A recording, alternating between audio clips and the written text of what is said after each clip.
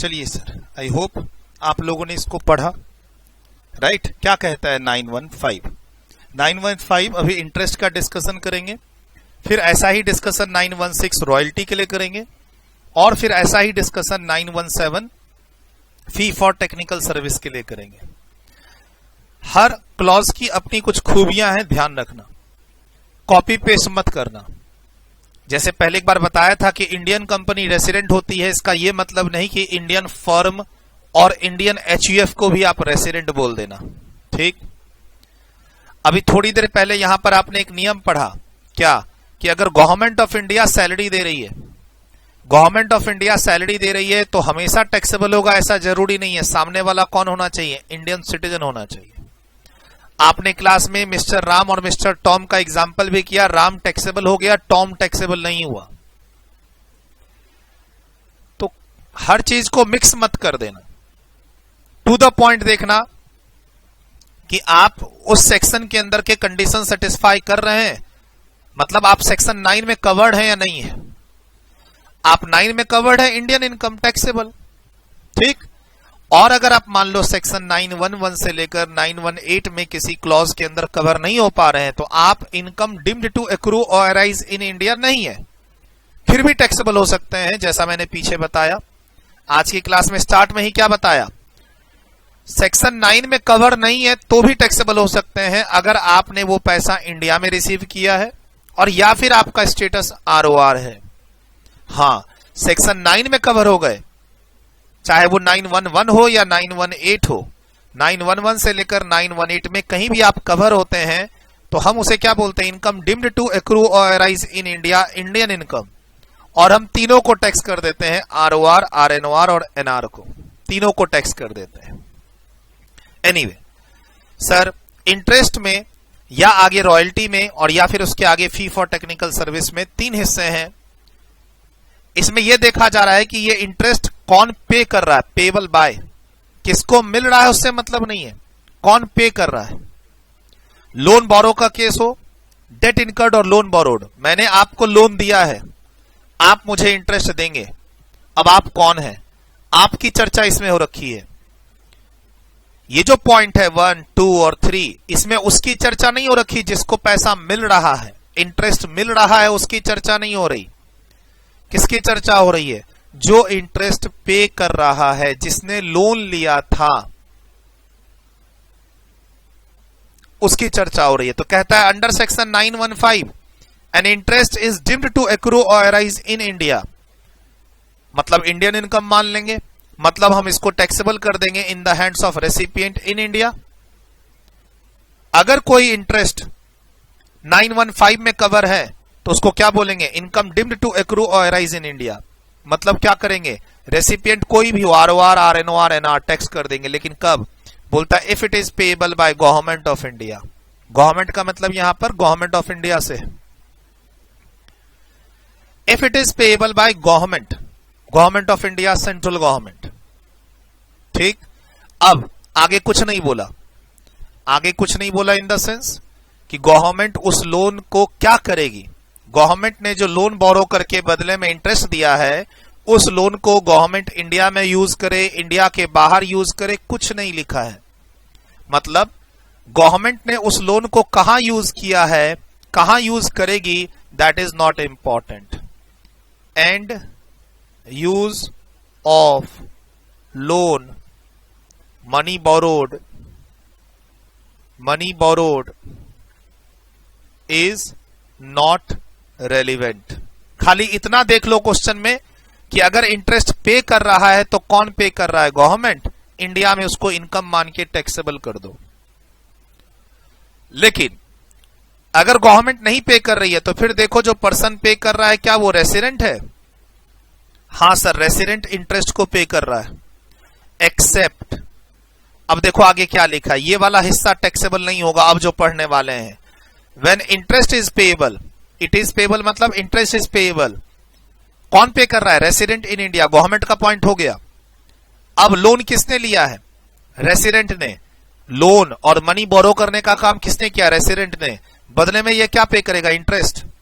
तो हम उसे इंडिया की इनकम मानेंगे, टैक्सेबल करेंगे, लेकिन इसको छोड़ के except where it is payable in respect of money borrowed and used for the purpose of business and profession carried out by him outside India, यानी एंड यूज लोन का अगर इंडिया से बाहर है तो वो इंटरेस्ट इंडिया की income नहीं कहलाएगी, और for the purpose of making और earning any income from any source outside India, मतलब and use of loan is outside India हो तो इंटरेस्ट को हम लोग नॉट टैक्सेबल करेंगे 915 के अंदर। बाकी दूसरा सेक्शन लगा सकते हैं, सेक्शन 5 915 में नहीं आएगा। कब? जब मान लो मैं लोन देता हूं रेसिडेंट को और रेसिडेंट उस लोन को इंडिया के बाहर इन्वेस्ट कर देता है किसी भी पर्पस के लिए या फिर बिजनेस चलाने के लिए। गवर्नमेंट ऑफ इंडिया में ऐसी कोई बात नहीं थी, इसलिए मैंने क्या लिखा, and use of loan money borrowed is not relevant for home, for government. लेकिन जैसे ही लोन किसने बोरो किया है, पैसा किसने लिया है उधार, रेसिडेंट ने, अब वो बदले में क्या देगा, इंटरेस्ट। हम इसे इंडिया की इनकम मान सकते हैं, लेकिन कब नहीं मानेंगे, अगर वो लोन इंडिया के बाहर चला गया है बिजनेस पर्पस के लिए या इन्वेस्टमेंट पर्पस के लिए, तो हम उसे इंडियन इनकम नहीं मानेंगे। बहुत सिंपल, ठीक। अब तीसरा, लोन किसने बोरो किया है, नॉन रेसिडेंट ने,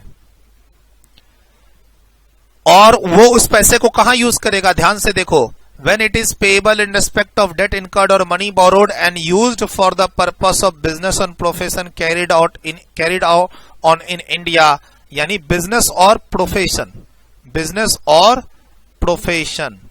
मैं कहना चाह रहा हूं अदर पर्पस इसमें कवर नहीं है, लाइक इन्वेस्टमेंट। तो उसी पर यहां पॉइंट लिखा हुआ है कि interest on money borrowed by non resident for any purpose other than business and profession will not be deemed to accrue or arise in India. Like अगर एक नॉन रेसिडेंट मनी बोरो करता है दूसरे non resident से और उसको India में shares में इन्वेस्ट कर देता है, तो इंटरेस्ट जो भी पे किया जाएगा उसे हम इंडिया की इनकम नहीं मानेंगे, as loan is not used by non-resident for business in India। ये भी एक ट्रिक है और ये हिस्सा बहुत इंपॉर्टेंट है, 4 से 5 मार्क्स में आ जाता है, एग्जाम नाइट में ये हिस्सा देखना जरूरी है, लास्ट वाला। सर 915 में आप कवर हो जाते हैं अगर आपका इंटरेस्ट, जो भी लोन की बात हो रही है, जो भी इंटरेस्ट की बात हो रही है, अगर वो 915 में कवर हो जाए तो उसे हम income deemed to accrue or arise बोलते हैं और इंडिया में टैक्सेबल करते हैं। सर अगर 915 में कवर ना भी हो, 915 में कवर ना हो तो क्या बोलेंगे, फॉरेन इनकम।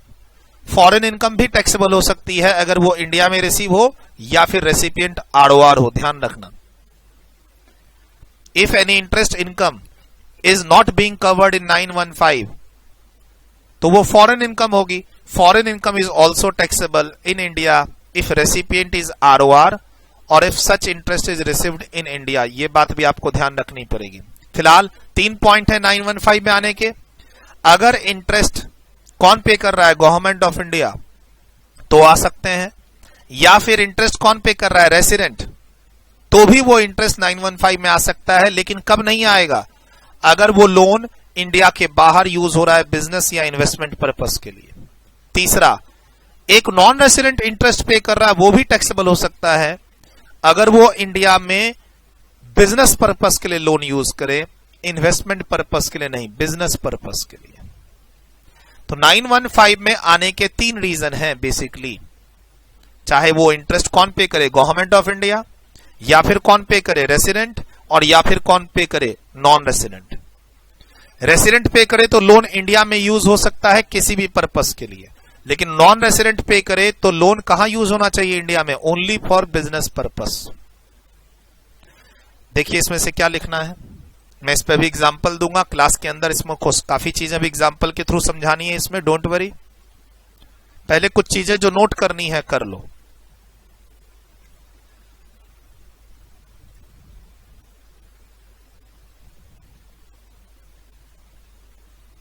डन, वीडियो रोक के लिखा इसमें से जो भी लिखना था इंटरेस्ट के रिगार्डिंग। सर ध्यान से देखिए,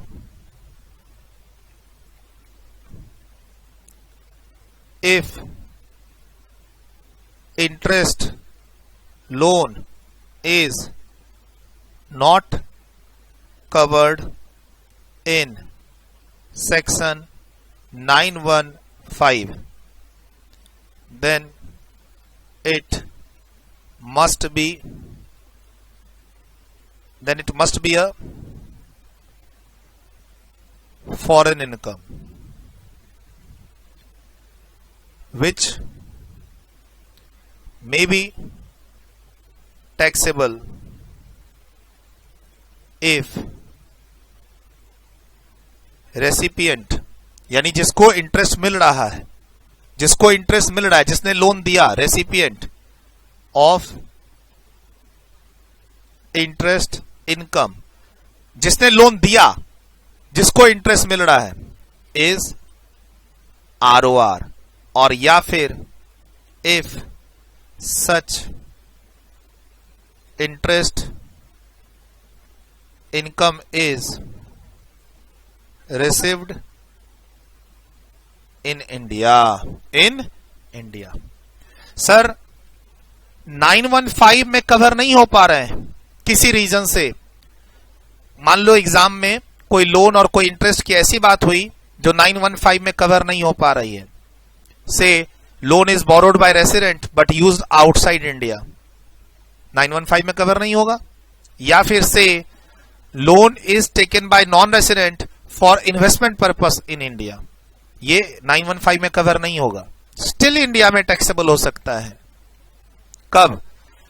उससे रिलेटेड इंटरेस्ट अगर इंडिया में रिसीव हो जाए, और या फिर जिसने लोन दिया है, जिसको इनकम हो रही है, वो कौन निकले? आरओआर, तो भी हम टैक्स कर सकते हैं। 915 में कवर नहीं हुआ तो क्या हुआ? हमारे पास सेक्शन 5 है। ये बातें कहां लिखी हुई हैं? सेक्शन 5 के अंदर लिखी हुई हैं। और मैंने आपको पहले ही बताया आज की क्लास के शुरू में, 9 is the part of section 5, क्योंकि सेक्शन 5 में और भी पॉइंट है टैक्सेबिलिटी के, जैसे फॉरेन इनकम भी टैक्सेबल हो सकती है अगर वो इंडिया में रिसीव हो, या फिर आपका स्टेटस आरओआर हो। ये बात 9 में नहीं लिखी है, 5 के अंदर लिखी है। Section 9 is the part of section 5। Section 5 में एक जगह लिखा हुआ है कि income deemed to accrue or arise in India हो तो वो तीनों में टैक्सेबल होगी, आरओआर, आरएनओआर, एनआर। और अभी हम लोग वही देख रहे हैं कि कौन सी income deemed to accrue or arise in India होती है। लिखिए इसको, लिखिए इसको। इसमें से नोटिंग कर चुके थे जो भी करना था।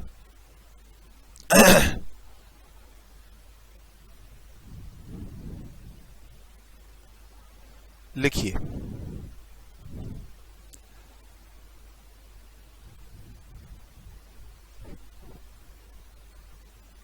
डन, वीडियो रोक के लिखा, डन, वीडियो रोक के लिखा। Sir section 915 is not applicable. किस सिचुएशन में 915 एप्लीकेबल नहीं होगा? पहला, व्हेन लोन इज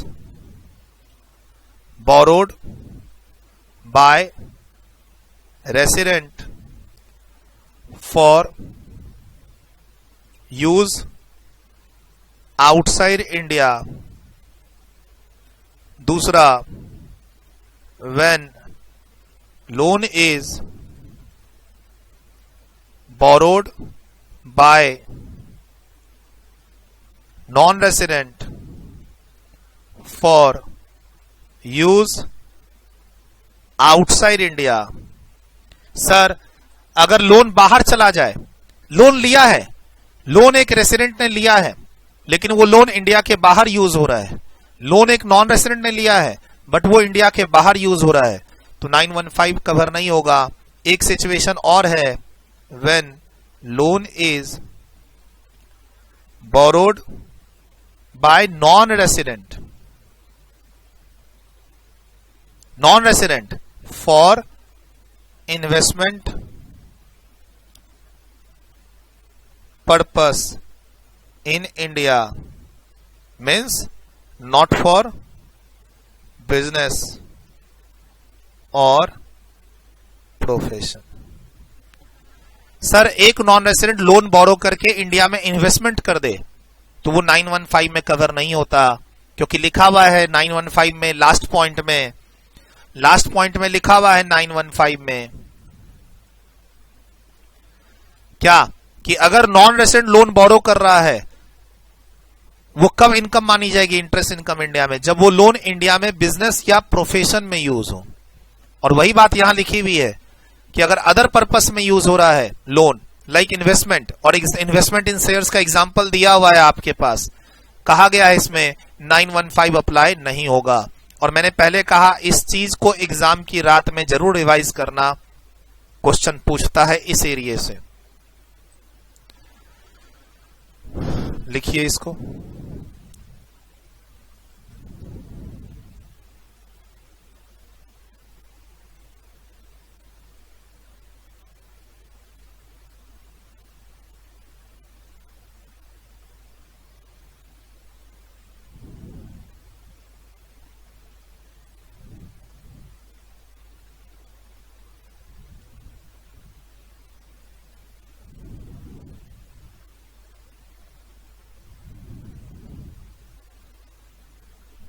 डन। और मैं इसको बेटर कर सकता हूं, और मैं बेटर कर सकता हूं आपके लिए। Section 915 is applicable when loan is borrowed by government of India and use not relevant. Loan का एंड यूज क्या है उससे कोई मतलब नहीं है, गवर्नमेंट ऑफ इंडिया ने लोन को बोरो किया उतना ही काफी है। When loan is borrowed by resident for use in India, use in India, अब वो यूज कोई सा भी हो, बिजनेस और नॉन बिजनेस और नॉन बिजनेस, इन्वेस्टमेंट पर्पस भी हो सकता है। लेकिन तीसरे में when loan is borrowed by non resident for only business use in India, business including profession. मैं क्या कहना चाह रहा हूं, बिजनेस से प्रोफेशन भी इंक्लूड है। सर अगर लोन रेसिडेंट बोरो करे उसका इंडिया में यूज करना ही काफी है, चाहे वो बिजनेस के लिए यूज करे या नॉन बिजनेस से इन्वेस्टमेंट, वहां कोई रेस्ट्रिक्शन नहीं है। गवर्नमेंट ऑफ इंडिया में तो कोई रेस्ट्रिक्शन है ही नहीं यूज का, कहीं यूज करे इंडिया में या इंडिया के बाहर। 915 कब लगेगा, इंटरेस्ट इनकम पर लगता है, लोन बोरो किया है गवर्नमेंट ऑफ इंडिया ने, अब उस पैसे का गवर्नमेंट ऑफ इंडिया ने क्या किया हमें कोई मतलब नहीं, इंटरेस्ट को इंडिया में टैक्स करो। दूसरा, रेसिडेंट लोन बोरो करके इंडिया में यूज करे, पर्पस कुछ भी हो, बिजनेस इन्वेस्टमेंट कुछ भी हो। तीसरा, अगर लोन नॉन रेसिडेंट बोरो कर रहा है तो इंडिया में सिर्फ बिजनेस यूज पे ही सेक्शन 915 लगेगा। सर 915 नहीं लगा फिर भी इंटरेस्ट टैक्सेबल हो सकती है अगर आप आरओआर हैं और या फिर वो इंटरेस्ट इनकम अगर इंडिया में रिसीव हुई है। ये बात प्लीज ध्यान रखना, भूलना मत, और वो लिखा चुका हूं मैं आपको, ये पॉइंट जरूर लिखो। ये पॉइंट्स और इन बातों का ध्यान रखना, ये जरूर ध्यान रखना कि 915 में आप कवर नहीं हो रहे हैं, आप 915 में कवर नहीं हो रहे हैं, फिर भी टैक्सेबल हो सकते हैं अगर आप आरओआर हैं और या फिर वो इनकम इंडिया में रिसीव हुई है। 3 सिचुएशन इस सेक्शन में कवर ही नहीं हो सकता, ये 3 सिचुएशन, और ये कवर हो जाएगा। लिखिए जरूर इसको। डन। वीडियो रोक के लिखा।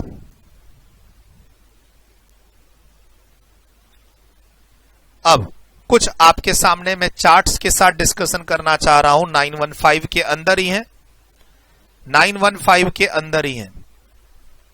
सर ये आप लिख चुके थे, 915 इंटरेस्ट को डील करता है, 916 रॉयल्टी को डील करता है, 917 फी फॉर टेक्निकल सर्विस को डील करता है। अब आपके सामने कुछ एग्जाम्पल मैं डिस्कस करना चाहता हूं आपके साथ, लिखवाऊंगा भी, घबराना नहीं है। अभी जो समझाया है देखो, क्लास के अंदर ही तीसरी बार रिवीजन करवा दे रहा हूं। एक बार जो लिखा था उसको समझाया, उसके बाद दोबारा लिख लिख के समझाया, 3-3 पॉइंट बोल के। अब थोड़ा सा चार्ट के थ्रू देख लो, क्लास के अंदर ही याद हो जाएगा सब, जैसा मैं कहता हूं। 915 इंटरेस्ट इनकम को डील करता है। Interest payable in respect of debt incurred or money borrowed, मैंने लोन एटसेट्रा लिया है, बेसिकली लोन की बात हो रही है इसमें। Date incurred or money borrowed, पैसा लौटाना होगा, लोन की बात हो रही है। Sir, when the loan is borrowed bye government of India, loan is borrowed bye government of India, तो देखो मिस्टर एक्स है, इसने लोन दिया है, 50 लाख रुपए का लोन दिया है, किसको? गवर्नमेंट ऑफ इंडिया को। अब गवर्नमेंट ऑफ इंडिया बदले में इसको क्या दे रही है? इंटरेस्ट की इनकम 5 लाख रुपए की। इसको इंटरेस्ट रिसीव हुआ है, इंटरेस्ट रिसीव्ड हो गया है इसको, कितना? 5 लाख रुपए। ठीक, गवर्नमेंट ऑफ इंडिया ने उस पैसे का क्या किया? तो 30 लाख रुपए उसने अपने इंडियन प्रोजेक्ट में यूज किया, 20 लाख रुपए उसने अपने इंडिया के बाहर के प्रोजेक्ट में यूज किया। गवर्नमेंट ऑफ इंडिया के आसपास की नेबर कंट्री में भी प्रोजेक्ट चलते रहते हैं, नेपाल में, बांग्लादेश में, भूटान में, म्यांमार में। गवर्नमेंट ऑफ इंडिया बोलती है हमें एक कोई डिफेंस का एयरपोर्ट बनाना है, मान लो म्यांमार में। ठीक, अब उसके लिए गवर्नमेंट ऑफ इंडिया को पैसा चाहिए, गवर्नमेंट ऑफ इंडिया ने बाहर से लोन बोरो कर लिया। कुछ भी एग्जांपल ले लो, और 50 लाख का तो लोन बोरो नहीं करेगी ना, फिर भी चलो एग्जांपल दिया है। 50 लाख का लोन बोरो करके बदले में 5 लाख का इंटरेस्ट दी है। लोन में से 30 लाख रुपया इंडिया में यूज हुआ है, 20 लाख रुपया इंडिया के बाहर यूज हुआ है। क्या बोला मैंने? एंड यूज नहीं देखते हैं लोन का क्या हुआ है। गवर्नमेंट के केस में इंटरेस्ट की इनकम बाहर रिसीव हुई है, अब सेक्शन 915 लग जाएगा इसमें, क्योंकि interest is payable by government of India. आपका स्टेटस कोई भी हो, आरओआर हो, आरएनओआर हो, एनआर हो, सेम आंसर होगा। क्या कह रहा है? क्या कह रहा है? Interest income is of ₹5 lakh is taxable in India as it is considered as income deemed to accrue or arise in India as per section 915। Why? Because it is payable by government of India. Interest ₹5 lakh is payable by government of India. इतना ही काफी है। It is covered in section 915 and hence taxable. अब तुम status change कर दो, ROR, आरएनओआर, NR, कोई फर्क नहीं पड़ता। Once income is covered in section 915, वो इंडियन इनकम कहलाएगी। इंडियन इनकम तीनों पे टैक्सेबल होगी। यानी लोन किसी ने भी दिया हो, कोई फर्क नहीं पड़ता, इंटरेस्ट की इनकम इंडिया में टैक्सेबल होगी। पहला पॉइंट 915 का अब फिर से डील कर दिया एग्जाम्पल के साथ। अब भी कहोगे तुम्हें समझ में नहीं आया, तो तुम्हारा कुछ नहीं हो सकता, तुम्हारा फिर कुछ नहीं हो सकता। लिखिए यहां से, देखिए ऊपर वाली बात लिख लिए हो।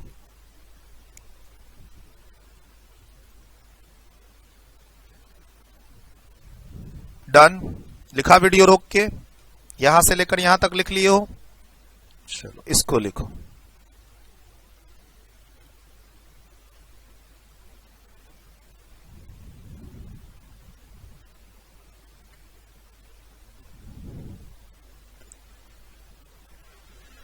एक दो लाइन नीचे जा रहा हूं। चलो वीडियो रोको, अच्छे से लिखो, लिखना अच्छे से है। डन, वीडियो रोक के लिखा। चलिए सर अगले पॉइंट में देख लेते हैं। अगर लोन रेसिडेंट ने बोरो किया, चलो सर लोन रेसिडेंट ने बोरो किया, इस बार लोन देने वाले को मैं बोलता हूं कि वो मिस्टर एक्स है, नॉन रेसिडेंट। ठीक, उसने लोन दिया है 50 लाख रुपए का, किसको? Mister Y, resident in India को। उसमें से इसने 30 लाख रुपए इंडिया में यूज कर लिया है, 20 लाख रुपए बिजनेस के लिए और 10 लाख रुपए इन्वेस्टमेंट के लिए। क्या बोला अभी थोड़ी देर पहले? अगर रेसिडेंट लोन बोरो करता है तो वो इंडिया में कुछ भी करे टैक्सेबल होगा इंटरेस्ट। लेकिन ये 20 लाख रुपए इंडिया के बाहर ले चुका है। 50 लाख के लोन में रेसिडेंट 20 लाख रुपया अपने इंडिया के बाहर ले गया वो। सर इसमें एंड यूज रेलिवेंट होगा। इसको पूरे 5 लाख रुपए मिले हैं इंटरेस्ट, इसको 5 लाख रुपए मिले हैं। लेकिन टैक्सेबल कितना होगा, लास्ट में टैक्सेबल कितना होगा, ओनली ₹3 लाख, 3 लाख ओनली।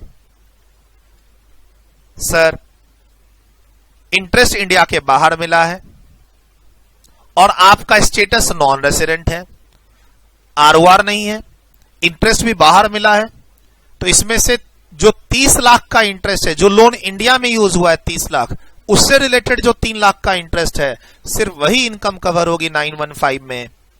बाकी जो 20 लाख रुपए का जो 2 लाख का इंटरेस्ट है वो फॉरेन इनकम है। सर इसमें से 2 लाख रुपए इनकम फॉरेन इनकम है, not covered in section 9, not covered in section 915, तो फॉरेन इनकम हुई, और ₹3 लाख इंडियन इनकम है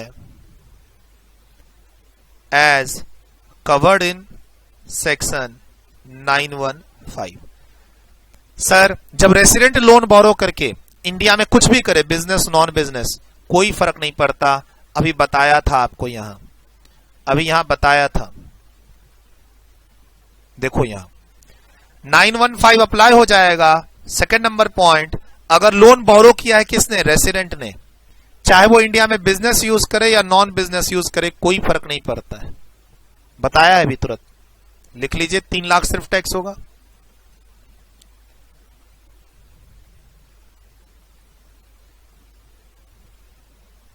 काफी अच्छा एग्जाम्पल।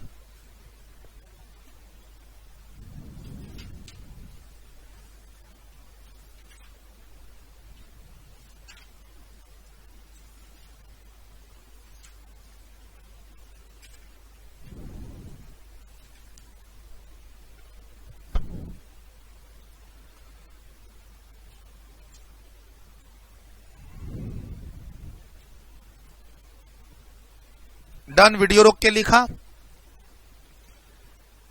अब आपके मन में सवाल होगा कि अगर मिस्टर एक्स आरओआर हो तो क्या होगा, तो चलो, अगर मिस्टर एक्स आरओआर होगा तो क्या होगा। सर 3 लाख भी टैक्सेबल हो जाएगी, 2 लाख भी टैक्सेबल हो जाएगी, 5 लाख टैक्सेबल हो जाएगा। आरओआर की इंडियन इनकम भी टैक्सेबल होती है, आरओआर की फॉरेन इनकम भी टैक्सेबल होती है, even if it is not received in India.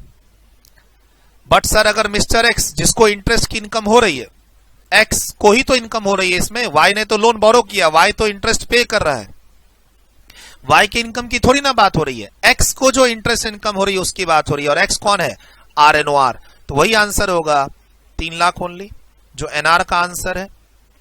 Sir ROR के केस में क्या पढ़ते हैं, ग्लोबल इनकम इज टैक्सेबल। और एक और सिचुएशन बना देता हूं कि सर अगर ये इंटरेस्ट इनकम इंडिया में रिसीव होती तो आरओआर, आरएनओआर और एनआर हो, कोई भी हो, मिस्टर एक्स कोई भी हो, हम टैक्सेबल कर देते पूरा का पूरा 5 लाख, आंख बंद करके सेक्शन 5 के अंदर। If any income is received in India, such income is taxable, always taxable as per section 5, चाहे आपका स्टेटस आरओआर हो, आरएनओआर हो या एनआर हो, ऐसा आप पढ़ चुके हैं पिछली 2 क्लास में। तो चलो सिचुएशन भी बना दिया। वाई से मतलब नहीं है, वाई तो रेसिडेंट है और वाई ने 30 लाख इंडिया में यूज किया है, 20 लाख इंडिया के बाहर यूज किया है, इसमें से 3 लाख 915 में कवर हो रही है और 2 लाख रुपया 915 में कवर नहीं हो रही है, तो नहीं हो रही है तो भी आरओआर टैक्स देगा। सर सब लोग टैक्स देंगे अगर आप इंटरेस्ट इनकम को इंडिया में रिसीव कर लोगे। मैंने क्या बोला, अगर आप पैसा इंडिया में रिसीव कर रहे हो तो सेक्शन 9 में आते ही क्यों, सीधा section 5 taxable. If any income is received in India, तो 9 में आने की क्या जरूरत है, 5 से टैक्स कर दो ना, आरओआर, आरएनओआर, एनआर को। कुछ दिमाग मत लगाओ, बोलो ये पैसा इंडिया में रिसीव हुआ है, सेक्शन 5 इंडिया में रिसीव होता है तो तीनों में टैक्सेबल होता है, कर दो, खत्म कहानी। लिखिए इसको, ये चार्ट लिख चुके थे, 3 लाख रुपए तक लिख चुके थे आप, बच्चा पार्टी यहां तक लिख चुके थे इसको, है ना, ये लिखो।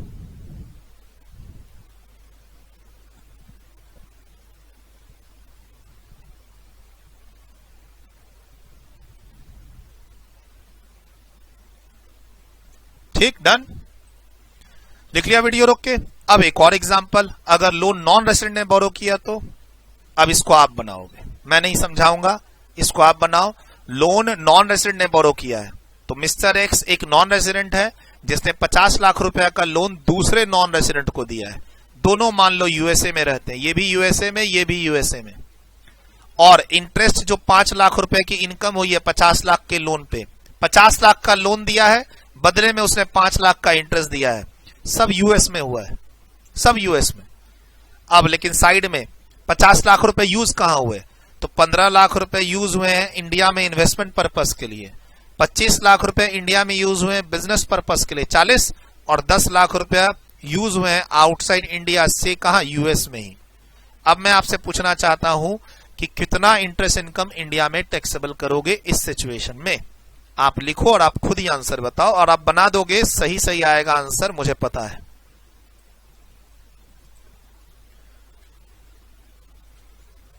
अभी आधे घंटे से क्या पढ़ा रहा हूं देखो, जाके इसको लिखो। आधे घंटे से क्या पढ़ा रहा हूं देखो, उसको अपने आप सही आंसर निकलेगा। लास्ट कॉल, आंसर सही आना चाहिए इसका।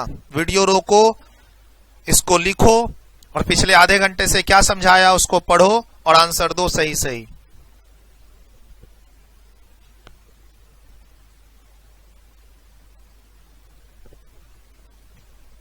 डन। वीडियो रोक के लिखा, आंसर के साथ आप रेडी हैं? पिछले आधे घंटे में जो पढ़ाया आपने रिवाइज कर लिया? सर आपने अभी अभी पढ़ाया था कि अगर कोई नॉन रेसिडेंट लोन बोरो करके उसे इंडिया में यूज करे और इंडिया में बिजनेस पर्पस के लिए यूज करे, तभी वो टैक्सेबल होगा। सर ये इन्वेस्टमेंट पर्पस के लिए है, लास्ट वाला इंडिया के बाहर यूज हुआ है, बचा सिर्फ यही है जहां पर 915 लग सकता है। लोन 25 लाख का है, 10%, 2.5 लाख का इंटरेस्ट इनकम, टैक्स करेंगे 915 के अंदर, सिर्फ 2.5 लाख। अगर एक एनआर लोन बोरो करता है दूसरे एनआर से फॉर इन्वेस्टमेंट इन इंडिया, तो वो इंडिया में टैक्सेबल नहीं होता है। यही तो आपको पढ़ा रहा हूं, यही तो एक्सेप्शन है जो पढ़ना है आपको। सर मिस्टर एक्स अगर स्टेटस चेंज कर ले तो फिर पूरा 5 लाख रुपया टैक्स करो आरओआर में। आरएनओआर में 2.5 ही रहेगा, क्योंकि आरएनओआर में तो बिजनेस कंट्रोल प्रोफेशन सेटअप देखते हैं, ये तो लोन की बात है, बिजनेस कंट्रोल प्रोफेशन सेटअप की तो बात है नहीं। और अगर इंटरेस्ट इनकम इंडिया में ही रिसीव कर लो तो आरओआर हो, आरएनओआर हो या एनआर हो, 5 लाख रुपया पूरा टैक्स कर देना बिकॉज ऑफ सेक्शन 5। ये बात भी ध्यान रखना। सर आरओआर 5 लाख पे क्यों दे रहा है? सर आरओआर की Indian income 2.5 lakh, Indian income तो 2.5 लाख हो गई, और प्लस इसकी फॉरेन इनकम भी कितनी हो गई? 2.5 लाख, और वो 2.5 5 पे टैक्स देगा, चाहे वो इंडियन इनकम हो या फॉरेन इनकम हो। लिख लीजिए। डन। वीडियो रोक के लिखा। सर छोटे छोटे यहां पे एग्जाम्पल हैं ब्रेन स्टॉर्मिंग के लिए, देखो क्या होगा इसका आंसर। एक मिस्टर एक्स है नॉन रेसिडेंट, 80 लाख रुपए का लोन दिया है वाई रेसिडेंट को इंडिया में इन्वेस्टमेंट पर्पस के लिए। इंटरेस्ट की इनकम 8 लाख है जो इंडिया से बाहर मिली है। इसकी टैक्सेबल इनकम इंडिया में कितनी होगी? Taxable income in India in this situation nil होगी या 8 लाख रुपए होगी? इन्वेस्टमेंट पर्पस के लिए लोन बोरो किया है रेसिडेंट ने और इंडिया में इन्वेस्ट कर दिया 80 लाख। 80 लाख के लोन पे 8 लाख का इंटरेस्ट दिया है मिस्टर एक्स को, एनआर को, इंडिया से बाहर। क्या उसे इंडिया में किसी इनकम पर टैक्स देना होगा? आंसर इज सर देना होगा। 915 का सेकंड पॉइंट, अगर रेसिडेंट लोन बोरो करे किसी भी पर्पस के लिए तो उसको इंडिया में टैक्स देना पड़ता है अगर वो लोन इंडिया में यूज होगा तो। और टैक्स किसको देना है? पेई को, जिसको इंटरेस्ट की इनकम मिल रही है मिस्टर एक्स। इस वाले एग्जांपल में मिस्टर एक्स एक नॉन रेसिडेंट है, 80 लाख रुपए का लोन मिस्टर वाई दूसरे नॉन रेसिडेंट को दिया है और उसने इंडिया में इन्वेस्टमेंट किया है, यानी नॉन बिजनेस यूज। सर अगर हम मिस्टर एक्स की बात करें यहां पे टैक्सेबल इनकम इन इंडिया, तो शायद इसका आंसर क्या आएगा? नील आएगा, नील। 8 लाख रुपए नहीं आएगा, क्योंकि इंडिया में जो लोन यूज हो रहा है एनआर के द्वारा, थ्रू एनआर, वो नॉन बिजनेस के लिए यूज हो रहा है। यही पढ़ा रहा हूं मैं आपको और यही आपका फिनिश है। 915 वी हैव कंप्लीटेड। अब हम लोग 916 में जाएंगे, रॉयल्टी। अब हम लोग 916 में जाएंगे, रॉयल्टी। लिखिए इसको, यहां तक लिख लिए हैं,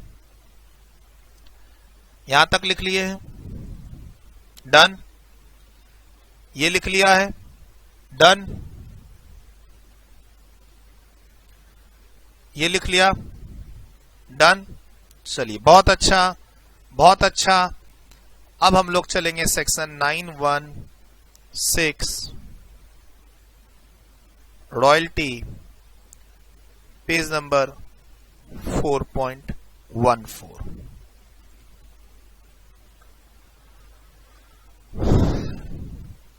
वही बातें हैं, एक बार आप पढ़ लीजिए। अभी डेफिनेशन पार्ट में नहीं जा रहे हैं। ये जो इंपॉर्टेंट पॉइंट है 1 2 3 4 5 ऐसे करके अगले पेज तक 5 तक, इसमें नहीं जा रहे। ये रॉयल्टी का डेफिनेशन को डील कर रहा है, हम इसमें हैं अभी। बस इतना पढ़ने के बाद कुछ चार्ट्स के थ्रू आपको अब मैं एग्जांपल समझाऊंगा। इसको सेम कॉपी पेस्ट ही है, वहां इंटरेस्ट की बात हो रही है, यहां रॉयल्टी की बात हो रही है। बस बाकी वही है, government paid by resident, paid by non resident. एक बार प्लीज वीडियो रोक के पढ़िए इसको, फिर इसको भी डील करते हैं।